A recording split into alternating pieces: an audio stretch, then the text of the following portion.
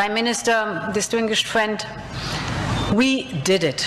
We delivered the mother of all deals. एक तरफ हिंदुस्तान ने यूरोपियन यूनियन के साथ mother of all trade deal sign कर ली, दूसरी जानिब पाकिस्तान के एक शहर textile hub, export hub Faisalabad के अंदर 150 टेक्सटाइल फैक्ट्रियां बंद। दावा इंडस्ट्री का कि 150 से ज्यादा मिलें बंद हो गई हैं, 1.25-2 लाख आदमी बेरोजगार हो गया और कहा यह जा रहा है कि ये ट्रेंड रहा तो ये इससे भी बात आगे बढ़ जाएगी। और ये मैं नहीं कह रहा, ये बाकायदा ताजरों ने स्टेटमेंट जारी किए हैं कि ये बेड़ा गर्क पाकिस्तान का कर दिया पाकिस्तान की हुकूमत ने। हम इंडिया का अब मुकाबला नहीं कर पाएंगे, उसका इंडिया को बहुत फायदा होगा। जो उनका टैरिफ 0 हो गया है वो अब मुकाबले में जो हम थोड़ा बहुत खड़े होते थे वो हम नहीं हो पाएंगे। पाकिस्तान की मईशत पूरी की पूरी इसी के लिए काम कर रही है कि पाकिस्तान को कर्जे मजीद मिल जाए और कर्जों के लिए ही हम जी रहे हैं और कर्जों के अलावा पाकिस्तान में ना कोई इंडस्ट्री चल रही है ना किसी और चीज को चलने दे रहे हैं। Terrible situation.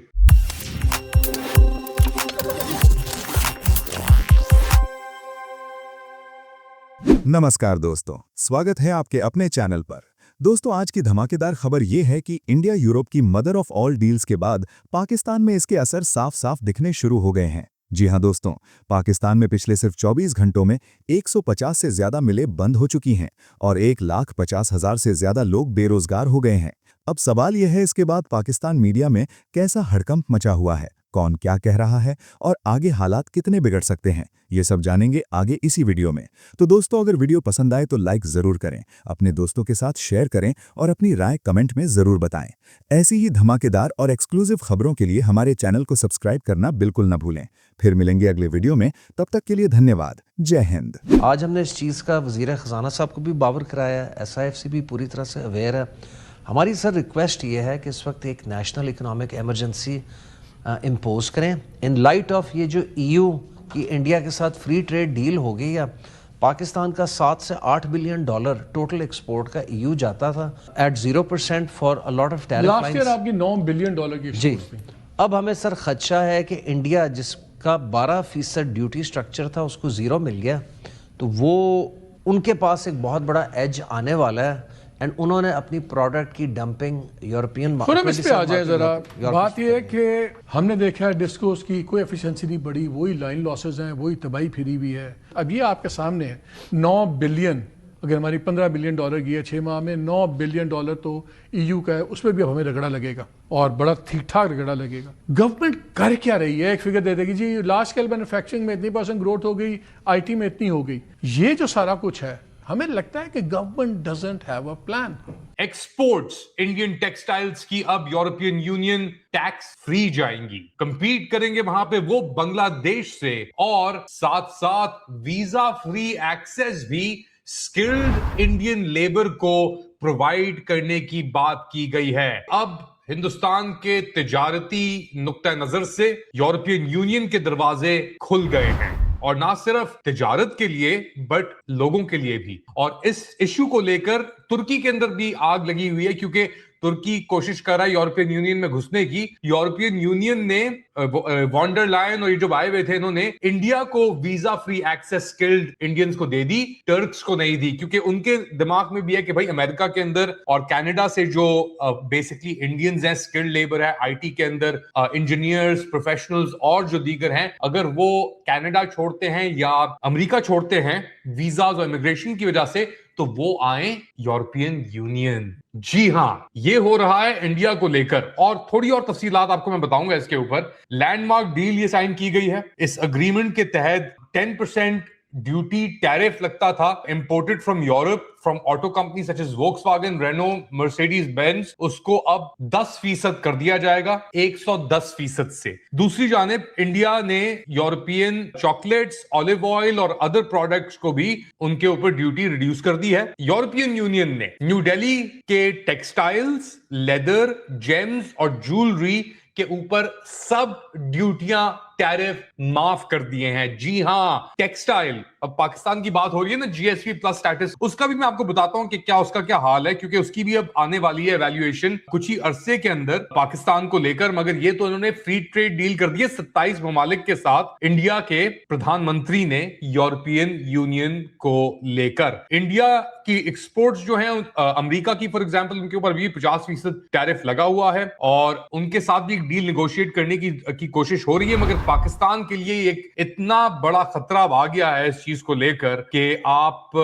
तसव्वुर नहीं कर सकते कि कितनी परेशानी होने वाली है पाकिस्तान के लिए। ये जो इंडिया EU FTA है, ये पाकिस्तान को एक कंप्लीट कंपेटिटिव डिसएडवांटेज में लेकर चला जाएगा। और पाकिस्तान हॉइजरी मैन्युफैक्चरर्स और एक्सपोर्टर्स एसोसिएशन जो है PHMA, उनके चेयरमैन फैसल अरशद शेख ने बड़े ही तहफ्फुजात का इजहार किया है, गहरे तहफ्फुजात का इजहार किया है कि ये जो India European free trade agreement है वो पाकिस्तान के टेक्सटाइल इंडस्ट्री को खत्म कर देगा। डिस्पाइट के पाकिस्तान के पास ये GSP प्लस स्टेटस मौजूद है और GSP प्लस भी कंडीशनल है, क्योंकि तकरीबन 27 कन्वेंशन है international, human rights, labour standards, environment और गवर्नेंस। अब हम नुक्ता के सहाफियों की तरह तो है नहीं कि जो कहें कि जी सब कुछ अच्छा चल रहा है, सब कुछ अच्छा ही चल रहा है। कामरान खान की तरह हम लंबी दास्तानें तो नहीं गा सकते, गुन तो नहीं गा सकते इस निजाम के, कठपुतलियों की तरह। ये कठपुतली निजाम ही है। मगर एक बड़ी ही खतरनाक किस्म की खबर आई है फैसलाबाद से, जहां पे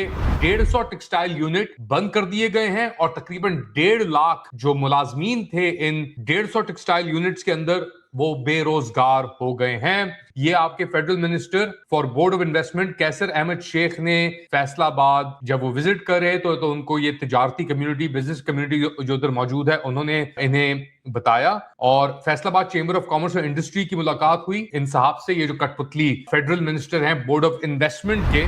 और कोई वो हमारे पास ना तो बिजली का कंसिस्टेंट वो है, सबसे महंगी बिजली फराम होती है यहाँ पे, गैस के मसले हैं, हर चीज के मसले हैं। एक्सपोर्ट की आपकी हब जो थी वो अब इस तरह इतनी बुरी हालात के अंदर है कि 150 यूनिट बंद हो चुके हैं। Security concerns, policy related issues, और अब आप अंदाजा लगा लें जो 1.5 लाख बंदा है जो बेरोजगार हुआ है फैसलाबाद के अंदर, ये क्या करेगा। और फैसलाबाद आपका एक एक्सपोर्ट हब समझा जाता था टेक्सटाइल्स को लेकर यूरोपियन यूनियन के लिए, जो GSP प्लस की बातें करते हैं ना आप, तो आपका ये हाल हो गया है। तो अपने ही ख्यालों के अंदर आप उलझे रहें और आपको जो हकीकत है वो अब आपको हिंदुस्तान दिखा रहा है यूरोपियन यूनियन के साथ मिलकर। आपको पता है यूरोपीय यूनियन में पाकिस्तान के पास एक GSP प्लस स्टेटस है जो लटका हुआ है बीच में। खुदा ना खास्ता पाकिस्तान से वो स्टेटस चला गया ना तो पाकिस्तान के ताजरों की कमर टूट जाएगी। वैसे भी मुकाबला खत्म हो गया। मुकाबला कैसे खत्म हो गया मैं आपको मिसाल देकर समझाता हूं। पाकिस्तानी ताजर या सनतकार एक चीज बनाते हैं 100 रुपए में,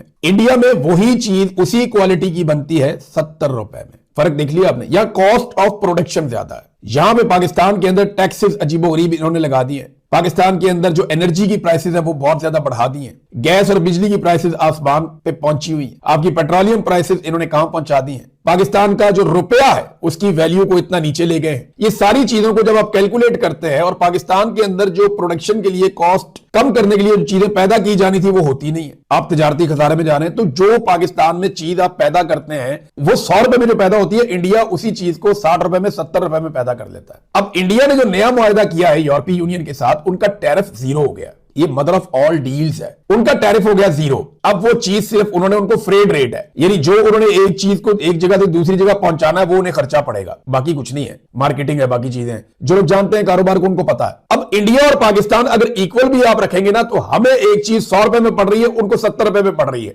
अगर इंडिया 110 रुपए की बेच के 40 रुपए कमाएगा तो पाकिस्तान 110 रुपए की बेच के 10 रुपए कमाएगा। सादी बात यह। अगर इंडिया ने किसी मौके पर वही चीज 90 रुपए की या 100 रुपए की बेचना शुरू कर दी ना तो पाकिस्तान की मार्केट क्रैश कर जाएगी। ये वो प्रॉब्लम है जो पाकिस्तानी ताजर और सनतकार अब फेस करने जा रहे हैं। और ये मैं नहीं कह रहा, ये बाकायदा ताजरों ने स्टेटमेंट जारी किए हैं कि ये बेड़ा गर्क पाकिस्तान का कर दिया पाकिस्तान की हुकूमत ने। हम इंडिया का अब मुकाबला नहीं कर पाएंगे, उसका इंडिया को बहुत फायदा होगा। जो उनका टैरिफ 0 हो गया है वो अब मुकाबले में जो हम थोड़ा बहुत खड़े होते थे वो हम नहीं हो पाएंगे। यानी पाकिस्तान की हुकूमत ने पाकिस्तानी ताजरों को गलेल पकड़ा दी और इंडिया की हुकूमत ने इंडियन ताजरों को क्लाशनकोफ पकड़ा दी।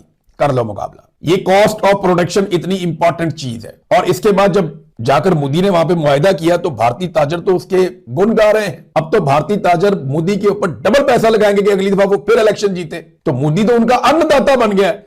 और यहां के हुक्मरान जो है ये ताजरों की पार्टी कहते थे पीएमएलएन को, इन्होंने बेड़ा गर्क किया ताजरों का सबसे ज्यादा। हमारे लिए एक बहुत बड़ा मसला ये है, दो मसले। एक तो ये कि इंडिया की हमें वैसे ही तकलीफ होती है ज्यादा, और इसलिए भी कि अगर इंडिया के हालात बेहतर होते हैं तो उनका पहले ही डिफेंस बजट हमारा, हमने 50-60 साल जो है $2 बिलियन से अपने बुरे तरीन हालात के बावजूद डिफेंस में दुरानी साहब $2 बिलियन का फर्क नहीं था पड़ा। अब हमारा जो है 10-11 बिलियन डॉलर पे डिफेंस का बजट है, क्योंकि उनके पास बहुत ज्यादा रिसोर्सेज आ गई हैं, वो 90-100 बिलियन डॉलर तक चले गए हैं। और अगर ये इससे वो ज्यादा उनकी ग्रोथ होती है तो उसके लिए हमारी एक ये मुश्किल है। दूसरा ये कि हमारी पहले ही एक्सपोर्ट्स 5% नीचे चली गई हैं, और यूरोपियन यूनियन ने हमें जीपीएस प्लस जो है ना, GSP plus, sorry GSP plus का की वजह से हमें 0% टैरिफ किया था। उसकी वजह से हम 9 बिलियन के करीब जो है ना वहां पे एक्सपोर्ट कर पा रहे हैं कई सालों से।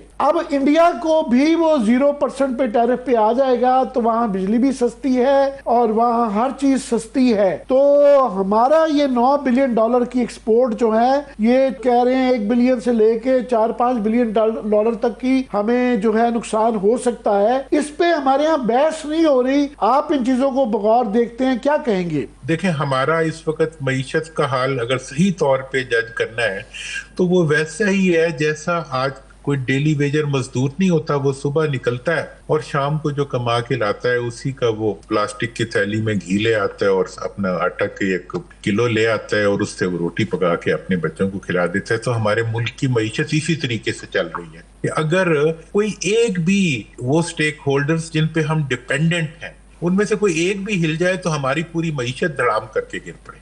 और हमारी मईशत का इस वक्त वाहिद जो उसका जो साइकिल चल रहा है वो कर्जों का चल रहा है। पाकिस्तान की मईशत पूरी की पूरी इसी के लिए काम कर रही है कि पाकिस्तान को कर्जे मजीद मिल जाए, और कर्जों के लिए ही हम जी रहे हैं। और कर्जों के अलावा पाकिस्तान में ना कोई इंडस्ट्री चल रही है, ना किसी और चीज को चलने दे रहे हैं। तो मैं आपसे ये अर्ज कर दूं कि भारत दुनिया की इस वक्त जो है वो 5वीं बड़ी मईशत है। भारत का जो शरह नमू है अमेरिका से भी ज्यादा है और यूरोपियन यूनियन से भी ज्यादा है और चीन के अलावा एशिया के सब मुल्कों से ज्यादा है। इसका मतलब ये कि वो दुनिया की 3री बड़ी मईशत बनने जा रही है।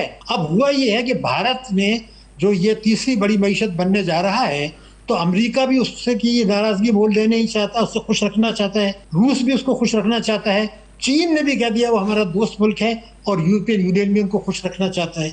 उनकी आपकी कितनी रेमिटेंस, कितनी एक्सपोर्ट है जो मुतासिर हो जाएंगी। मैं एक फिगर देना चाहता हूँ, पाकिस्तानी कौम गौर कर ले, आवाम को कितना कुचलेगी, बचतों की शरह को कितना गिराएगी, खातेदारों के बैंक को जो मुनाफा मिल रहा है उसको कितना कम करेगी। ये चीजें वो हैं जो कि मुझे खौफ दिलाती हैं, बल्कि अल्लाह मुझे माफ करे, मेरी रूह कांप जाती है कि हम इस्लामी जमहूरिया पाकिस्तान जौहरी ताकत को कहाँ लेके चल रहे हैं। ये है आपकी तबाही बर्बादी। खत्म, bye bye, tata, good bye, गया।